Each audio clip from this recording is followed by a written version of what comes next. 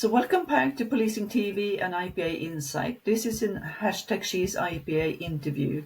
This is episode 2 with Andrea Shoetan, that we are talking about her life as police officer, but particularly about her life as police officer losing her hearing and what that happened, why it happened and how it also affected her life after 2013. So Andrea, I know that you are extremely committed to help police officers and police staff, and you've also been appointed as the interim president of the DPA, the Disabled Police Association.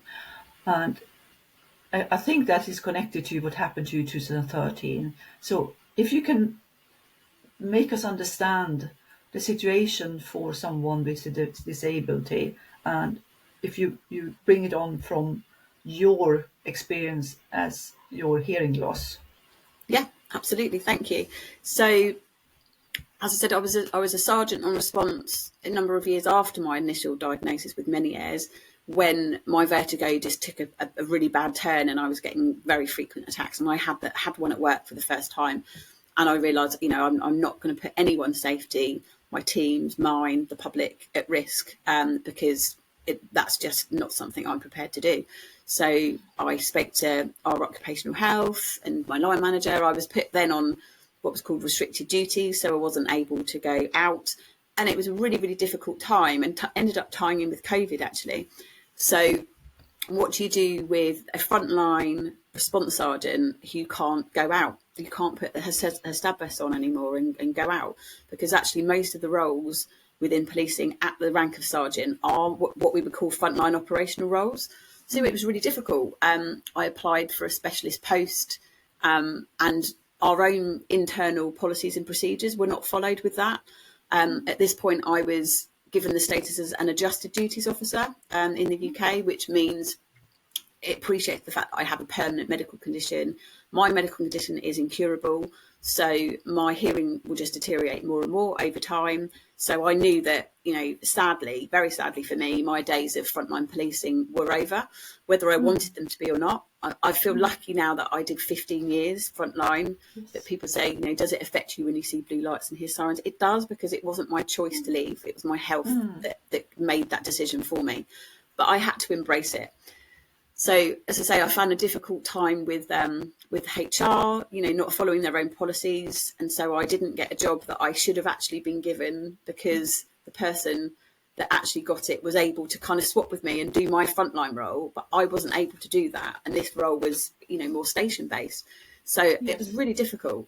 And I said, I'm the human behind the word human resources. It's me, I'm Andrea, and actually I have feelings, and this is really painful that I can't be a cop and go and arrest people and take, I often took my team's prisoners into custody for them so that they could do all the paperwork, and I can't do that anymore. That's actually quite upsetting. It's a loss. It's a bit of a grief for me. I'm very proud to be a police officer in the service that I've given. So that started a journey. And because of COVID, there was a team that was set up called the Criminal Justice Hub. So it was all to do with files, attrition, making sure that we were getting files through to court of the right standard, of the right quality, as quick as we could, because there was a massive backlog. And that actually opened me up to a world I had never considered, which was more in the CID detective domain, where I'd always been frontline.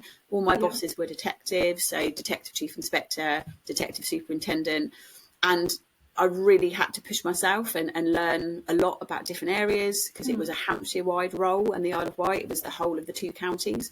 And actually that really benefited me. And as you commented in the previous episode, I am someone who has changed role of my own choice over the years, and done quite a few different roles. But this time it wasn't by choice, but I just made the most of it. It was very statistics driven. I had to do lots of Excel spreadsheets, and also had to do a lot of training. And although people say I'm chatty and I come across as confident, I literally couldn't think of anything worse than stood in front of people talking. I found it really embarrassing. One of my big fear factors. No one else on the team wanted to do it. And I thought, okay, I need to face my fears here and do it. And I really enjoy delivering training now because of it. And it's really helped me grow. So I've kind of embraced my disability, which I don't think my journey would have got me to where I am now, and the roles that I've done. Well, I know it wouldn't have done. I wouldn't be DPA president. I wouldn't be co-chair of Hear Me, which is the staff support network for officers and staff with hearing loss in Hampshire, if I hadn't gone on my own journey. I didn't want others to go through what I suffered, which is why I worked with others in Hampshire to set up that support group. It wasn't just me. It was already identified that we're great with the public. We have something called PLOD, Police Link Officers for the Deaf, who do signing, British Sign Language, with members of the deaf community, but we don't do anything for staff or officers. So, yeah, I just wanted to give that help and support, and I love it. I really love doing that. And then I joined the National Disabled Police Association, I think it was 2022, because we, myself and my colleague, Kathy Baffery, who also works alongside me with a lot of our national hearing work, we were introduced to the president, which was Tracy Betts at that time, and she said, would you consider joining? Because I don't have anybody within the committee with hearing loss, and we get lots of inquiries about it. And it's quite a specialism.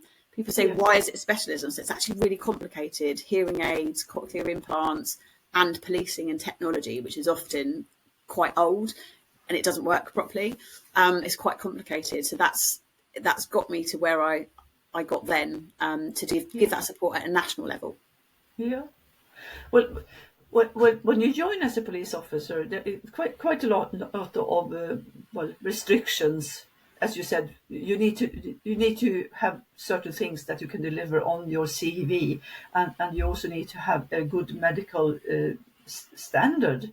And when this then happen to you, or any other kind of disabled to happen to you, this. I would say the legislation in UK, how much do you feel that this legislation protects you with your hearing loss and be able to work? And how does it affect other people with other kind of disabilities? Mm-hmm. Yeah, that's a great question. So I mentioned initially, I thought I was going to lose my job, and I thought, well, as you said, you've got to meet this medical standard. I did when I joined, and I don't meet that anymore. What happens with me? And then I discovered, amazing support from Ollie Dockerell we have a equality and inclusion team within Hampshire, and they give reasonable adjustments. I got in touch with him and got some advice and support, and realised about the Equalities Act 2010. So that is, someone may not class themselves as disabled because language is a really big barrier with disability, but the government have chosen the word disability. It's in law under the Equalities Act that if you have a disability, which the short definition is something that affects you the majority of the time, and going about your daily life, that health condition affects what you do day to day. There's very few conditions that are listed on it, like HIV, cancer, and multiple sclerosis. As soon as you are diagnosed with those conditions, you are classed and protected by law under the Equalities Act. So that means that any business, and policing is a business, they have to provide reasonable adjustments to allow you to do your job properly. So I realised I was protected, and that actually it wasn't like the army where you would be medically discharged. They would have to find a post for me that was suitable with my restrictions, which were not working night shifts, not working frontline anymore, sort of in a public facing role, more of what we would call an office-based role. So I realised that, and yes, there is a massive stigma, and there's a big difference between police staff and officers because we have very different regulations between the two. So there was a Windsor review a number of years ago in the UK, which basically said something called X factor pay. They can cut your pay if you're not able to be frontline and operational and deployable anymore. So that also goes in your head. Okay, I get to keep my job, but hang on a second, I've got a family to feed and a mortgage to pay and bills. I'm now going to have my pay drop because of it. But actually, nationally, as far as I've been told, no police force in the UK has ever invoked that X factor pay because it comes down the line of discrimination very easily. And I would say at a national level, sadly, we're still not getting it right, because the biggest reason for employment tribunals in the UK in any police force is disability, because we're just not getting it right. So there's lots of people like myself that it's even their day job, to look after people and protect them.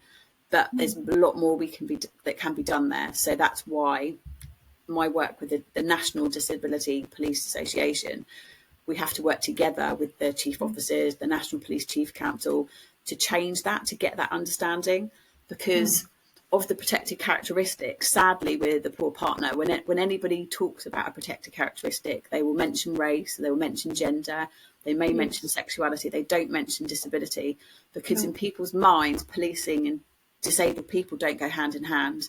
People visualise someone in a wheelchair. And one of the favourite pictures I use, I wish I could bring it up, is there's a picture at the top with people, using walking sticks, frames, and in a wheelchair. And it says something like, not all disabilities look like this. It's in the background of my LinkedIn, actually. Some look like this. It's just me. Can you tell I've got a disability? Can you see that I have a disability? You can't. It's invisible. And that's the thing. It's, never assume, always just listen to that person. And I think ask people what they can do, not what they can't do. Because you'll find if you have people on your team, then it's estimated that a quarter of the workforce have a disability of some kind, whether they identify as having one or not. And so someone on your team will have a disability. Just ask them, how can I help you? What do you need? Don't make assumptions of it. Don't be fearful to have that conversation, because we need to make it spoken about more. Yeah, and as you say, when you are in a wheelchair, it's easy to see, or if you need to walk with a stick, it's easy to see. But there are too many disabilities that are just within your body, and what I would say under your skin, you can't see it. Yes. And people can't really understand what the issue is until you need to talk. And also the stigma when people share their disability with you or with your superior at your work site, it might be something that you try to avoid as long as possible. Yes. And I know that in one of our conversations we had earlier, you mentioned that there had been a kind of study where nearly 1/4 of the staff within the workplace are disabled. If you ask them, but you can't be sure, because some people are not willing to identify themselves as disabled. Yes. So with no list what's actually included, then it's not that easy. But I think it's very important, as you mentioned, that you accept your situation and that you also look for the possibilities, because otherwise life will be very, very complicated. And you had to do really tough choices in your life. When this had happened, did your chiefs in or the HR involve you into the decision, or did they make the decision for you? What is most common? Well, I guess it's a combination, because if I hadn't disclosed the issues I was having, and I was told legally, which did surprise me, I didn't have to disclose that I had Meniere's disease, for example, to my workplace. But that just did, as a frontline police officer, that just didn't feel right at all. I didn't want that to come out at any point, and I wanted to be honest and open about my condition. It's a very rare condition, so not a lot of people have heard of Meniere's disease. So I did find I had to almost train people up and explain to even occupational health nurses what it is. And so I realised that I need to come off frontline. Having a temporary status of restricted duties was not helping me at all. So I went back to occupational health and said, look, this is long term, it's incurable. I need to face the reality here. I actually need the adjusted duty status. They were actually trying to help me by saying, we'll have a review in 6 months. I can't sit here.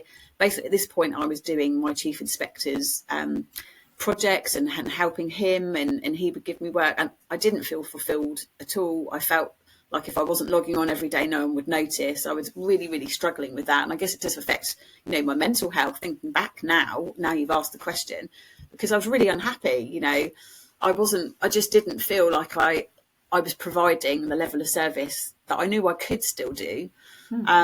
So it was a combination, but there's no magical list that the Human Resources Department have to say, right, someone with Andrea's condition, what role can we put her in?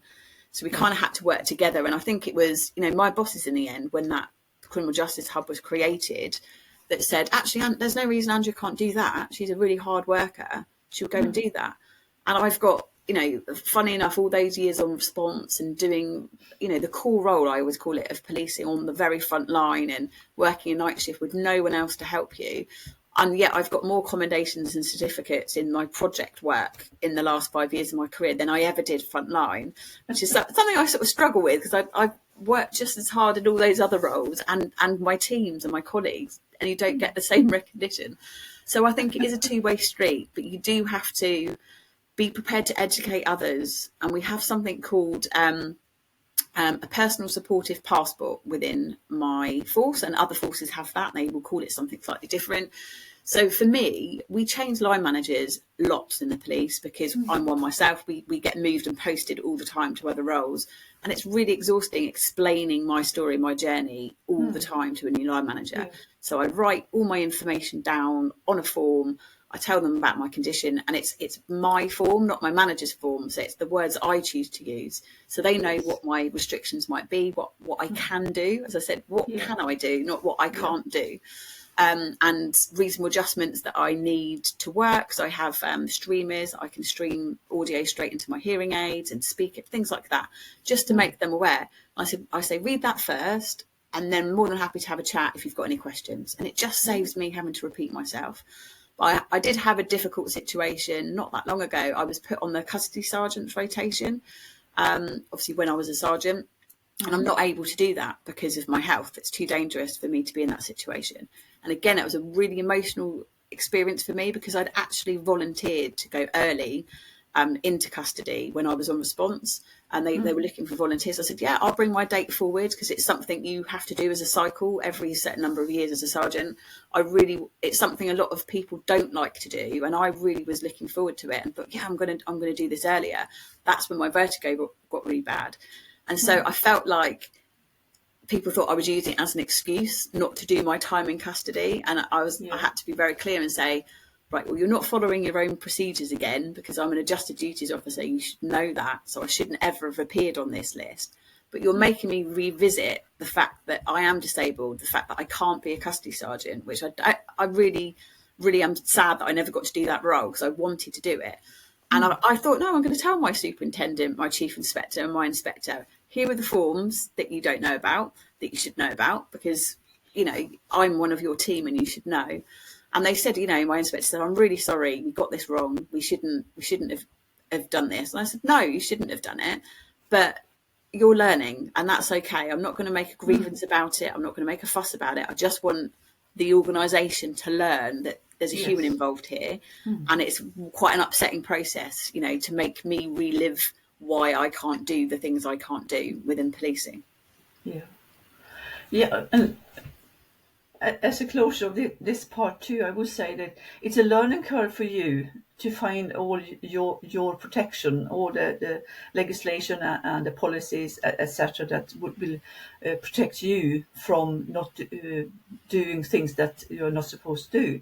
But also, it's also a learning curve for your bosses, for your near chiefs, and for everyone working together with you. And I think you got through your position today as the president for the DPA, a possibility national in the UK to teach people, to train them in to know this. And we will talk more about how this commitment you got today, what it brought to you, and that will be in episode 3 that you soon will be able to watch, because we are speaking about Andrea Shoetan and about her policing role, but also about her lack of being able to hear fully. So look up for Policing TV and episode 3 with Andrea.